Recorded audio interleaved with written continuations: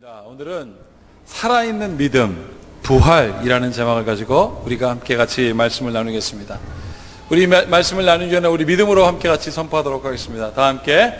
성경은 하나님의 말씀입니다. 오늘도 하나님께서 주님의 말씀의 종을 통해 이 성경의 진리를 나에게 선포하실 것입니다. 아멘. 자, 살아있는 믿음, 부활. 오늘 그래서 이 부활의 기쁜 소식 가지고 우리 서로 인사 나누겠습니다. 우리 하나님 아버지와 부활하신 예수님의 크신 평강이 오늘 부활절 이 아침 예배하기와 참여하신 여러분과 함께 하시기를 축복합니다. 아멘. 자, 우리 앞뒤좌우로 주님의 크신 주님의 부활의 평강이 당신에게 있을지어다. 시작. 주님의 부활의 평강이 당신과 함께 있을지어다. 아멘. 여러분, 오늘 제가 설교 준비를 쭉 다 하고 나서 우리 찬양하는 조이풀 엔젤스 찬양장들의 뒷모습을 봤습니다. 여러분들 다 모습만 봤죠? 저만 뒷모습 봤습니다. 근데 뒷모습에 표정이 있더라고요.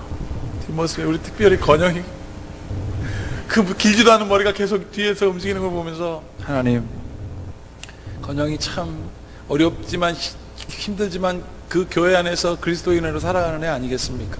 주님, 그 부활이 저 청년들에게 넘치게 하소서.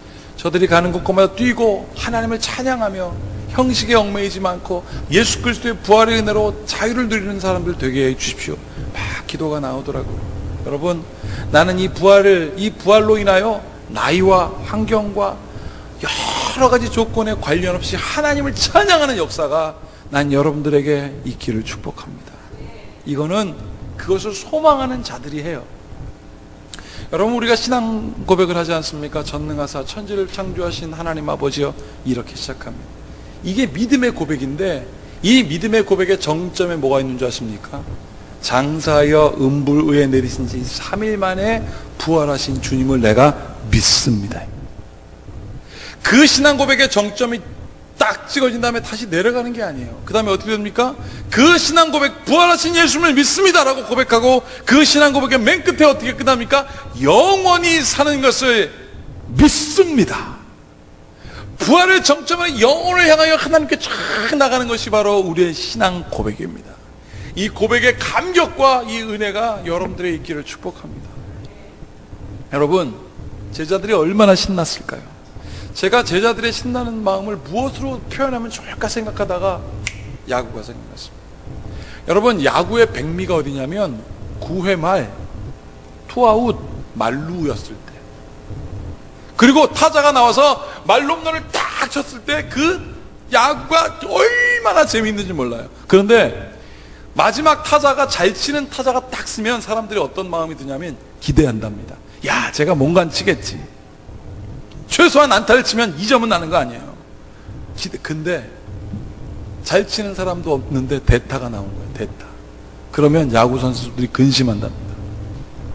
쟤는 평소에 많이 치던 아이도 아니고 감독이 도대체 무슨 생각이 있어서 쟤를 보냈을까.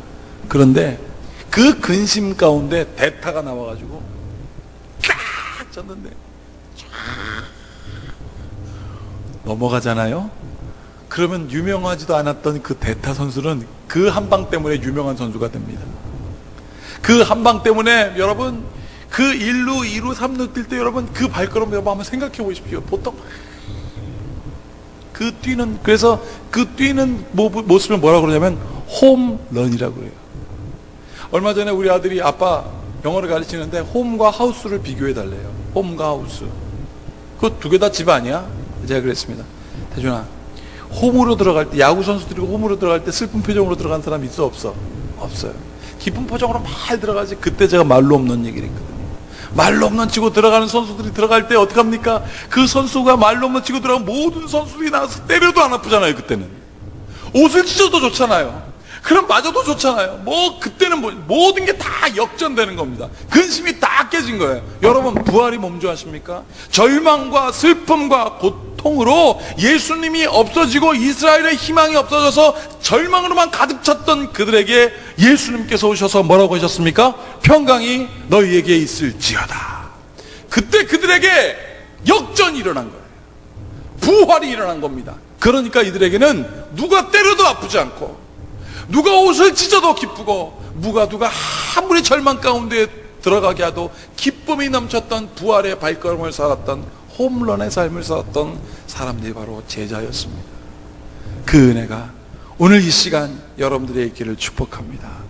옆 사람에게 이렇게 얘기했습니다. 당신에게 부활의 홈런이 있을지어다. 시작. 당신에게 부활의 홈런이 있을지어다.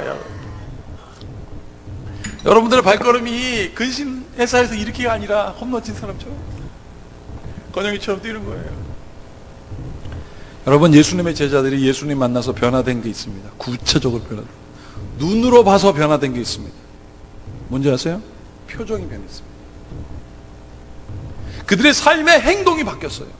다른 사람들을 만나면 쭈뼛거렸던 그들이 확 바뀌었습니다. 어떻게 바뀌었냐면, 지난 수요일 날 우리 성경 공부팀과 함께 수요 성경 공부 개강 기념으로 라이즌이라고 하는 영화를 봤습니다. 제목은 부활이었습니다. 거기서 예수님의 부활 사건이 잘못되면 로마에게 정치적인 어려움이 될 수도 있으니 예수님 죽으신 그 예수님의 시체를 찾아야 되겠는 거. 왜? 시체를 찾으면 부활 사건이 없는 거 아니겠습니까?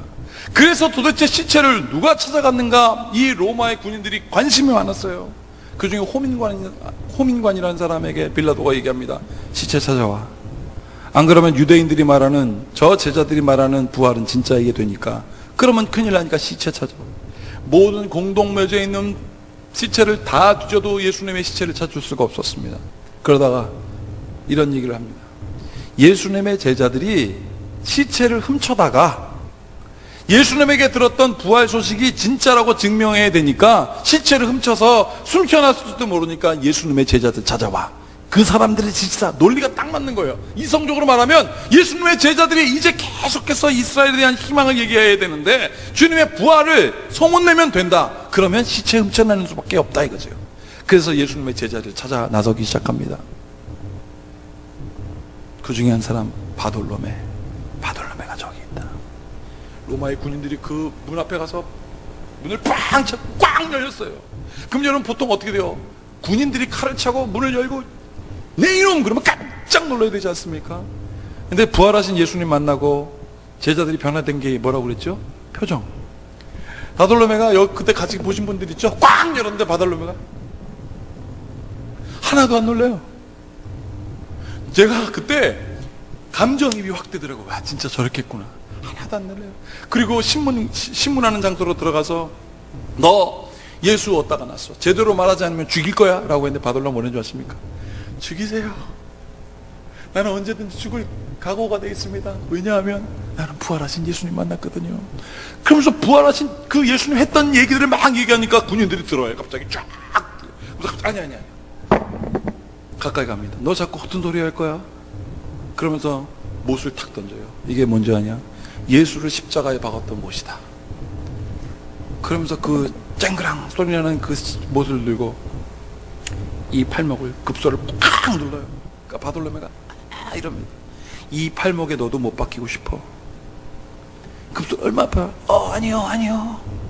그러더니 갑자기 또 발로 이 바돌로메의 발목을 팍 칩니다. 그러니까 그래요. 이 발목에 너 못이 박히고 싶어. 그러니까 바돌로메가 더 인상이 찌그러지기 시작합니다. 방금까지 이랬던 바돌로메가. 그러면서 호민관이 뚜벅 제자리에 앉아서 탁 앉아. 너 예수님의 제자들이 어디 있는지 말해주면 내가 살려줄게. 딱 그랬어요. 그러니까 바돌로메가 일어납니다. 아픈 손목을 쥐어주고요. 내가 말하면 살려줄 겁니까? 예수님의 제자들이 어디 있는지 말하면 살려줄 겁니까? 그래요. 근데 그 귀에 가까이 가기 시작해요. 귀에다 가까이 가면서 이렇게 얘기합니다. 예수님의 제자들이 가서 웃으면서 뭐라고 그러는지 아세요? Everywhere. 예수님의 제자들은 어디든지 다 있어요. 아픈 표정 거 다 거짓말이라는 예수님의 제자들 아닌지 다 있어요. 예수님의 제자 여기 있고 저기 있고 예수님의 제자들 다 여기 있어요. 보신 분들 기억하시죠? 제가 그때 막 소를 확 끼치는 거예요. 그 로마의 호민관이 그걸 탁 보면서 자기 부하들이 죽이려고 하니까 야 내둬라 그냥 보내라. 그런데 바돌로메가 막 나가면서 한 거 뭔지 아십니까? 그 성 문 앞에 탁 서가지고 군인들을 향하여 이럽니다. 샬롬 그러면서 막 춤을 추며 가요. 샬롬이 뭔지 아십니까? 평안하라. 인사한 거예요. 인사. 여러분 예수님께서 제자들을 만나서 하신 것 첫 번째가 뭔지 아세요? 인사였습니다. Greeting. Peace be with you 그러셨어요. 평강이 너와 함께 있을지어다. 여러분, 이 평강이 너와 함께 있을지어다 인사잖아요. 여러분, 이것을 우리나라 말로 바꾸면 뭔지 아세요? 안녕이에요. 안녕. 보여드릴게요. 안녕이란 뜻을 사전에 찾아보면 이렇게 되어 있습니다. 어떤 것 또는 상태가 아무 탈이 없고 든든함, 이게 안녕이란 뜻이에요. 샬롬하고 똑같습니다. 제가 그래서 생각했습니다. 우리 교회에 이제 내가 거룩한 캠페인을 해야 되겠다. 어떤 선동적인 캠페인이 아니라 성경적이며 예수님의 가르침에 딱 맞는 캠페인을 해야 되겠다. 인사합시다 이거예요. 여러분 한번 생각해 보십시오.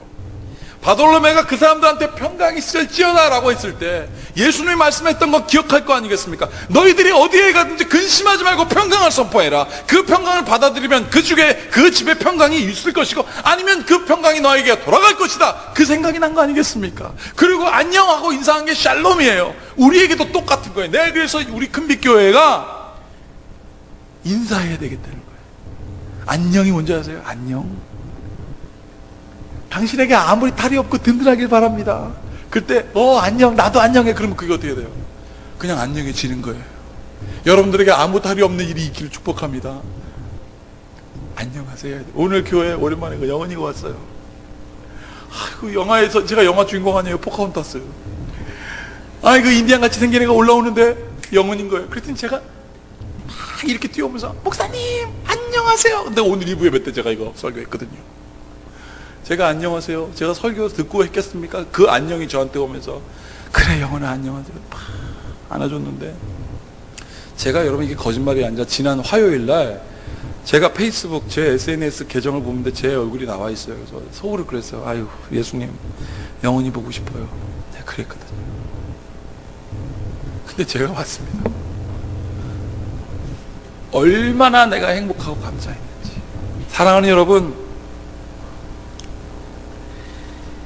인사 잘하는 교회, 인사 잘하는 성도, 인사 잘하는 삶은 형통함이 있습니다. 왜요? 안녕에는 아무 탈이 없는 든든함의 능력이 있기 때문에 그렇습니다. 그런데 우리는 거기에 그냥 안녕함이 있지 않고 뭐가 있습니까? 예수 그리스도 안에서 In the name of Jesus, 예수 그리스도 이름으로 평강을 선포하니 능치 못함이 얻는 것입니다. 그 안녕함이 여러분들에게 있을지어다. 여러분, 제가 여러분들에게 이렇게 안녕을 강조하는 이유가 인사를 강조하는 이유가 있어요. 예수님 부활하시고 나서 인사하셨기 때문에가 뿐만이 아니라 가만히 보니까 망하는 민족, 망하는 사람, 망하는 사업, 망하는 가족들 가만히 보십시오. 인사 없습니다. 아침에 일어났는데 아버지 안녕하세요? 인사 없어요. 어머니 안녕히 주무셨어요? 인사 없어요. 저도 때때로 전화를 딱 받으면 누가 안녕 그러면 네 그런 적 있어요. 네 목사님 그거 어떡하라고 날 보고. 저는 받으면 안녕하세요 해요. 여러분, 인사가, 여러분 한번 가만히 생각해 보십시오. 우리 가정에 인사가 있는지, 우리 가정에 감사가 있는지, 여러분들의 사업터에 인사가 있는지, 우리의 만남 가운데 인사가 있는지, 안녕이 있는지 한번 생각해 보십시오. 안녕이 있는 곳에 진짜 모든 아프고 답답하고 무너진 것이 다 떠나가는 역사가 있음을 여러분들 믿으십시오. 그래서 우리가 인사하는 사람들 되어야 되겠습니다. 여러분, 오늘 예수님의 부활의 소식을 접한 예수님의 제자들, 사실은 예수님의 부활의 소식을 접하기 전엔 가짜의 삶을 살았습니다. 하나님은 섬겨요. 하나님 당신과 함께하여 주시옵소서. 하나님 예수님이 이 땅에 오시니 우리의 메시아가 되어 주시옵소서. 근데 맨날 근심이 있어요. 근심. 하나님을 섬기는 것이 아니라 뭘 섬기는 줄 아세요? 근심을 섬깁니다. 어떤 근심? 예수님이 자꾸 근심스러운 얘기 하거든요. 난 고난당할 거다. 난 죽었다가 부활할 거다. 근데 자꾸 근심이 생겨요. 예수님, 아니 무슨 소리 하십니까? 당신이 살아가셔서 저 로마를 꺾고 이스라엘 백성에게 다윗의 후손으로 오시는 그 영광을 제외해야지. 아니 무슨 자꾸 근심, 자꾸 고난받는다는 얘기를, 그게 자꾸 현실적으로 다가오는 거예요. 왜요? 예수님이 힘을 써셔야 되는데 자꾸 죽는다고 하니까 현실적으로 근심이 되는 거예요. 그래놓고 하나님을 찬양한다고 하나님 도와주세요 도와주세요 말하는 모든 것이 하나님 앞에 징징징징 거리는 거예요. 왜요? 우린 자꾸 근심을 섬기기 때문에 그렇습니다. 여러분, 그런데 예수님께서 부활한다고 얘기하는 게 그게 들려지겠습니까? 안 들려져요. 왜? 부활을 경험하지 못했거든. 이성적으로 이해가 안 가거든요. 이성적으로 이해하고 부활을 경험하지 못했으니까 또 근심하기 시작합니다. 우리를 보십시오, 여러분. 여러분들이 힘든 이유가 뭘까요? 우리 힘들잖아요. 힘든 이유가 뭘까요? 가만히 한번 생각해 보십시오. 여기 있는 성도 여러분, 하나님이 없어서 여러분들이 힘드세요? 성령의 역사가 없어서 여러분들이 힘드십니까? 복음의 선포가 지금 우리에게 일어나지 않아서 여러분들이 힘드십니까? 아니에요. 지금도 하나님은 우리와 함께 하십니다. 지금도 성령의 역사는 일어나고 있어요. 지금도 복음은 어디선가 선포되어지고 있는데 왜 우리는 힘들까? 근심을 두려워하기 때문에 그렇습니다. 다 있는데. 최근에 미국에 있는 청소년들에게 물었답니다. 이렇게 물었답니다. 설문조사했답니다. 너희들에게 가장 큰 문제가 무엇이냐? What is the first problem? 이런 물었대요. 뭐가 제일 너의 가장 먼저 되는 문제냐? 라고 물었더니 그네들이 뭐라고 대답했는지 아십니까? 공포요. 그랬대요. 공포. Fears라고 써있어요. 무슨 공포냐면 미래에 어떤 일이 일어날지 모르는 근심이 자기들한테 있다는 거예요. 미국 청소년들, 여러분 미국이 어떤 나라입니까? 세계 최강대국 아닙니까? 그 세계에서 제일 잘 산다는 나라의 아이들이 근심이 있답니다. 어떤 근심? 미래에 대한 확신이 없는 근심.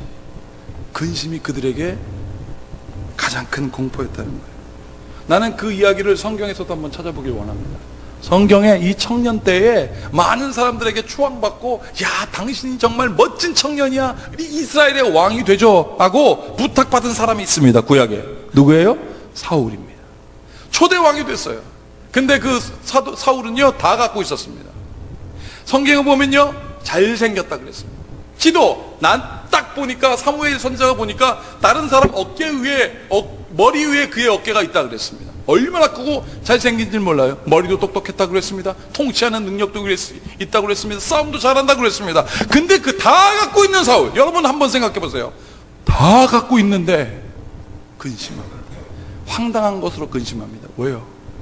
이스라엘 백성이 당시에 블레셋 때문에 힘들어했거든요. 자기의 힘으로 안 되거든요. 그런데 이상한 일이 벌어지죠. 저 어린 다윗이 골리앗을 때려부시고 블레셋이 넘어졌습니다. 그러면 여러분 생각해 보세요. 기뻐야죠. 기쁘지가 않습니다. 근심이 확 오기 시작했습니다. 어떤 근심? 저 조그만 소년 다윗이 나보다 인기가 있네. 이것 때문에 이 사람이 이 근심이 우상이 돼서 그 근심에 사로잡혀갖고 심지어는 점치는 무당에게 가서 죽은 사무엘 좀 제발 나한테 보내달라고 했던 기록이 바로 이거예요. 자 보세요. 사무엘상 28장 15절에 보면 사무엘이 점치는 귀신 사울이 가서 저 사무엘 좀 보내달라고 하니까 나타났습니다. 이렇게 되어 있어요. 사무엘이 사울에게 이르되 내가 어찌하여 나를 불러 올려서 나를 성가시게 하느냐. 사무엘이 나타났으면 근심이 없어져야 되는데 근심을 더하게 합니다. 어떻게 해요? 왜 나를 성가시게 하느냐. 그러면서 19절 20절에 이렇게 얘기하죠. 여호와께서 이스라엘을 너와 함께 블레셋 사람의 손에 넘기시리니 내가 너와 내 아들들이 나와 함께 있으리라. 여호와께서 또 이스라엘 군대를 블레셋 사람의 손에 넘기시리라 하는지라. 사울이 갑자기 땅에 완전히 엎드려지리니 이는 사무엘의 말로 말미암아 심히 두려워하며 또 그의 기력이 다 하였으니 이는 그가 하루 밤낮을 음식을 먹지 못하였습니다. 근심을 덜어버리기 위하여 귀신을 섬기는 점치는 여인에게 부탁했는데 사무엘이 나타나는데 그 사무엘도 가짜예요. 그 증거가 뭔지 아십니까? 사무엘은 지옥에 있지 않습니다. 근데 여기 뭐라고 되어 있습니까? 19절 중간에 블레셋 사람들이 손에 넘기니 내일 너와 내 아들들이 왜 사무엘과 함께 있느냐고요. 귀신이 나온 거예요. 딱 맞습니다. 우리를 근심하게 하는 영, 마귀의 권세에게 사로잡혀갖고 사무엘은 근심을 덜고 싶었는데 그 근심에 더 사로잡혀서 어떻게 됐습니까? 하루 밤낮을 아무것도 못 집어가고 근심하고 있다가 마지막에 사울은 자살을 했습니다. 그게 바로 구약의 사울이에요. 근심. 그게 근심이 하나님보다 더 커요. 신약에도 사울이 나옵니다. 바로 바울이라고 하는 사울이에요. 처음에는 사울이었었는데 이름이 바울로 바뀌었습니다. 처음엔 사울인데 사울이 그 무슨 뜻인 줄 아세요? 높은 자라는 뜻입니다. 요청하는 자, 명령하는 자, 사울이었어요. 그는 다 갖고 있었습니다. 우리나라로 따지면 서울대학 출신이에요. 그것도 제일 높은 법대 출신이에요. 율법학자였습니다. 가말리아 출신이었습니다. 다 갖고 있었습니다. 왜? 사람들이 자기가 말하면 무서워했고 자기가 가는 곳에 자기가 말하는 대로 다 됐습니다. 그래서 자기는 하나님 앞에 의롭다. 나는 율법의 수호자요 바리새인 중에 바리새인 중입니다. 하나님, 나는 야훼 하나님을 섬기기 위하여 야훼 하나님이 아닌 예수님 믿는 사람 다 죽일 거라고. 그러면 기뻐야죠. 기쁘지가 그러다가 스데반 집사가 죽으면서 하나님의 얼굴을 보았습니다. 저 사람은 죽어가면서도 어떻게 저렇게 기쁠까? 그 고민을 가지고 이제 내가 다메섹에 가서 편지 딱 들고, 공문이에요. 그 공문, 예수님의 제자들을 잡아 죽여라는 공문, 그거 들고 가다가 다메섹 언덕에서 예수님을 딱 만났습니다. 그런데 그 예수님께서 그 근심으로 쌓여있는 사도 바울에게 이렇게 말씀하셨습니다. 다 함께 읽어보겠습니다. 시작. 내가 땅에 엎드려져 들으니 소리가 있어 이르되 사울아 사울아 내가 왜 나를 박해야 하느냐 하시거늘 내가 대답하되 주님 누구시나이까 하니 이르시되 나는 내가 박해하는 나사렛 예수. 나의 근심을 아셨어요. 근심을 아셨어요. 인격적으로 예수님이 그와 만나셨습니다. 어떻게 해요? 이름을 부르셨어요. 사울아 사울아. 대화가 일어납니다. 누굽니까? 나는 네가 박해하는 예수다. 소통이 일어났어요. 만남이 일어났습니다. 그 부활하신 예수님을 사도 사울이 만나자 높은 자라 하였던 사울이란 이름이 바뀌어서 바울, 낮은 자란 이름으로 바뀌었고, 그는 고백합니다. 내 안에 사는 이는 예수시니 나의 죽음까지도 유익함이라. 당신은 나의 왕이십니다. 고백하는 삶을 통해서 사도 바울이 복음 전도하게 됐습니다. 여러분, 마지막으로 한 여인을 소개하겠습니다. 오늘 누가복음에 소개된 여인들 보십시오. 이 여자들은 막달라 마리아와 요한나와 야고보의 모친 마리아라, 또 그들과 함께 한 다른 여자들도 이것을 사도들에게 알립니다. 누가는 구체적인 사실을 말하고 싶었어요. 누구? 예수님의 부활을 목격한 사람들 이름까지 적어놓고 있습니다. 막달라 마리아, 창녀잖아요. 그 여인은 근심 그 자체로 살았던 여인이에요. 여자들도 무시했던 당시의 상황이었었는데 그 중에 창녀, 지금 창녀, 또 지금, 여러분 그때 더 했습니다. 근데 막달라 마리아 제일 먼저 나와요. 마리아라는 이름의 뜻이 뭔지 아십니까? 고통이란 뜻입니다. 창녀인데 고통받아요. 여자요. 자, 그런데 그 다음에 요한나 나옵니다. 어떤 여인 또 나오고, 그 다음에 야고보의 모친 마리아는 누구냐면 예수님의 어머니입니다. 왜냐하면 야고보 예수님 동생이기 때문에. 마리아 어떤 삶을 살았습니다. 그 당시에 과부는 멸시천대 받았습니다. 여자입니다. 여러분, 그리고 자기의 큰아들이 죽었어요. 이 고통 속에 있는 그 여인을 예수님이 만났는데 여기에 그들과 함께 다른 여자들도 만났답니다. 고통 가운데 처참하게 그 고통의 현장에서 만납니다. 누구를 만납니까? 천사를 딱 만납니다. 천사들이 이렇게 말합니다. 이로 인하여 근심할 때, 근심이 그들의 삶의 주인일 때 문득 갑자기 찬란한 옷을 입은 두 사람이 곁에 섰는지라. 5절 다 함께 읽어보겠습니다. 시작. 여자들이 두려워 얼굴을 땅에 대니 두 사람이 이르되 어찌하여 살아있는 자를 죽은 자 가운데서 찾느냐. 죽음으로 고통스럽고 근심하였던 그들에게 천사가 얘기합니다. 예수님은 살아있다. 할렐루야. 그 살아있는 주님을 만나는 날이 오늘 부활절입니다. 부활절은 2017년 전 어느 몇천 년 전에 있었던 사건으로 끝난 게 아니라 오늘 이 자리에도 우리와 함께 하십니다. 그 주님께서 오늘 오셔서 우리의 근심을 대신하시고 예수님의 평강으로 인사하시고 선포하셨습니다. 그 인사로 여러분들의 모든 고통과 근심이 다 없어지고 예수 그리스도로 인하여 저렇게 춤추고 찬양하는 일들이 있을지어다. 제가 지난주 목요일날 세족식이 있었잖아요. 고난주간 세족식이 계속 있었는데 걱정이 됐습니다. 세족식 하면 발 닦아줘야 되잖아요. 걱정이 된 거예요. 제가 지난 금요일날도 고백하였지만 여러분들 앞에 제가 다 고백합니다. 걱정이 되기 시작해. 근심이 오기 시작합니다. 어떤 근심? 발 닦아줘야 되잖아요. 그래서 실제로 해봤는데 전도사님이 이렇게 하면 됩니다 라고 제 신발을 벗기고 양말을 벗기려고 그랬는데 제가 근심스러워서 전도사님 잠깐만, 양말은 벗기지 마세요. 이따가 내가 할게요. 주목님이 딱 와서 처음에 시작해서 제가 신발 벗겨주려고 그러니까 주목님이 아주 자그마한 목소리로 나한테 뭐라고 하면 자기도 걱정이 된 거예요. 목사님, 신발은 제가 벗을게요. 그래서 아니라고 신발 벗겼어요. 그 다음에 뭐라는 줄 아십니까? 양말도 벗겨주시려고요. 양말도 벗겼어요. 근데 이런데 발이 촉촉한데요. 발이 촉촉해도 나는 해야 되니까 했습니다. 그 다음에 안기호 목사님, 저희 아버님이시잖아요. 제 육신의 아버님 발 닦는 게 뭐가 문제가 되겠습니까? 아들이 발 닦아주는데 뭐가 불편하시겠어요? 그런데 그냥 내가 벗을게. 저분도 걱정이 된 거예요. 여러분, 그렇게 남자들이 다 끝났습니다. 저는 은혜가 되긴 하였지만 계속 근심이 있었던 거예요. 그런데 우리 아내가 여성들의 발을 닦아주려고 권 집사님이 나오셨는데, 권 집사님이 나올 때부터 갑자기 제가 목이 메이기 시작하는 거예요. 이상하게. 권 집사님의 양말을 벗기고 아내가 따뜻한 물을 부어서 닦기 시작하는데 목이 메이기 시작했습니다. 왜 그런지 아세요? 권 집사님이 그것을 받아들이는 것이 제가 느껴졌어요. 그리고 그게 물이 싹 그 발목부터 발까지 쫙 닦여지면서 순간 제 마음 가운데 이런 대답이 확 왔습니다. 걱정하지 말아라. 네, 세족식 때문에 내가 근심 걱정하여서 세수식하면 안 될까? 손도 닦으면 안 될까? 수많은 걱정했는데 내 근심이 다 사라지는 한마디가 내 마음속에 오기 시작했습니다. 걱정하지 말아라. 사실 저는 그랬습니다, 여러분. 하나님, 부흥하지 못하고 교회 이대로 끝나면 어떡하죠? 하나님, 우리 교단 이렇게 멈추어지면 어떡할까요? 하나님, 나는 목회를 잘하고 있는 것인지요?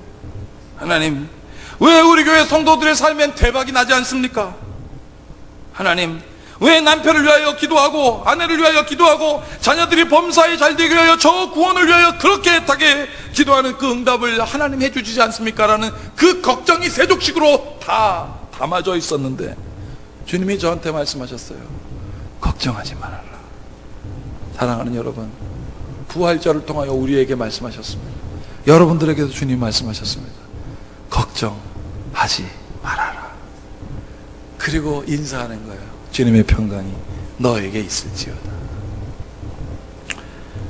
얼마나 눈물이 나고 또 감사했는지 모릅니다. 여러분, 부활은 다시 한번 말씀드립니다. 2017년 전 어느 사건으로 끝나는 것이 아니라 그 믿음에 살아있는 믿음은 오늘 2017년 이후 3월 27일 오늘 여기에도 있을 뿐만 아니라 우리가 사도신조로 고백하였던 영원히 살아있는 부활이 여러분들에게도 있을지어다. 그래서 사도 바울은 사도들은 사도 전승, 사도 계승이란 걸 했어요. 목사 안수식하는 게 바로 그거예요. 뭔지 아십니까? 베드로, 당신이 예수님을 봤습니다. 그러나 나는 보지 못하였습니다. 그러나 보지 못하여도 나는 믿습니다. 그 믿음이 크도다. 그래서 사도 바울이 이렇게 얘기합니다.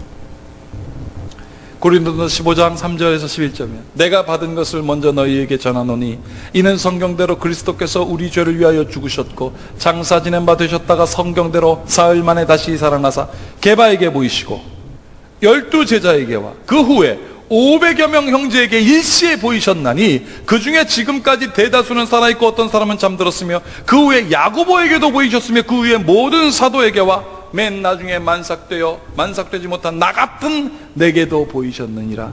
나는 사도 중에 가장 작은 자라. 나는 하나님의 교회를 박해하였으므로 사도라 칭함받기를 감당하지 못할지니라. 그러나 내가 나 된 것은 하나님의 은혜로 된 것이니 내게 주신 그의 은혜가 헛되지 아니하여 내가 모든 사도보다 더 많이 수고하였으나 내가 한 것이 아니요 오직 나와 함께 하신 살아계신 하나님의 은혜로라. 그러므로 나나 그들이나 이같이 전파하여 오늘도 이같이 살아있는 믿음으로 믿었노라. 이 살아있는 믿음의 고백, 부활의 소망, 은총, 오늘 이 자리에 참석하신 여러분들에게 모든 지각에 뛰어나신 주님의 평강으로 함께 있을지어다. 기도하겠습니다. 예수님의 부활을 눈으로 봐야만 믿을 수 있었습니다. 그러나 성령이 오신 이후에